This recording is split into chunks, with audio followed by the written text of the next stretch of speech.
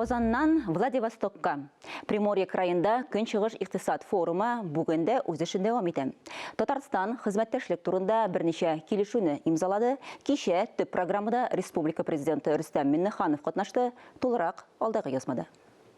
Татарстан үшін ең куәтле проектларның бірсе Елга вокзалы зонасында гамәлгә аша. Соглашение о намерениях по комплексному развитию. Яңарыш дулкыны шулай башланды. Башкалабыз Казан белән Саклык банкы арасындагы килешүгә кул куйганнан соң инвестор проектка ярты триллион сум акча салды. Әлеге акчага яр буен төзекләндерәләр, трак комплексы һәм порт үзе төзелә.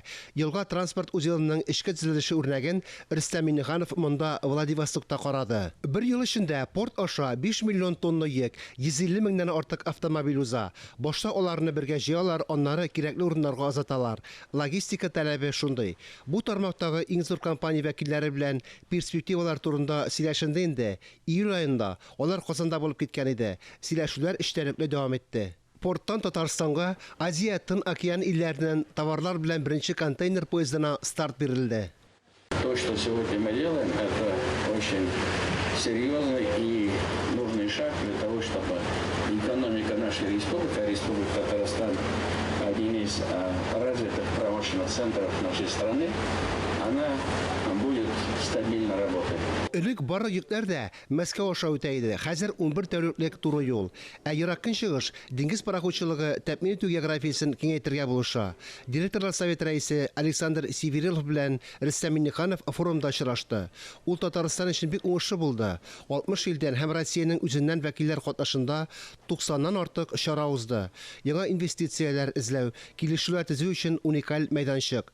Татарстан Иркутск өлкәсе белән дә хезмәттәшлекне киңәйтә. Химик препаратлар, медицина җиһазлары, йөк машиналары өчен запас частьләр китерүлешендә 2025 елга кадәр юл картасы төзелгән.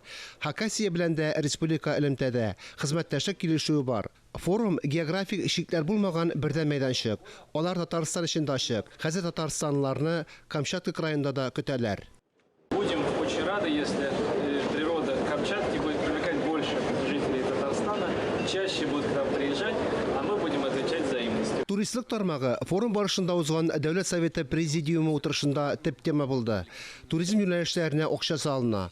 Кара диңгез, Азов, Балтык ярларына туристларны җәлеп итү, Каспийның курорт зонасын яңарту, Ерак Көнчыгышта федераль ял итү үзәкләрен булдыру зарур. Шул вакытта башка юнәлешләр турында да онытмаска кирәк. Известно, что эта отрасль способствует экономическому росту и пополнению бюджетов регионов, малых городов с богатой историей, сельских территорий.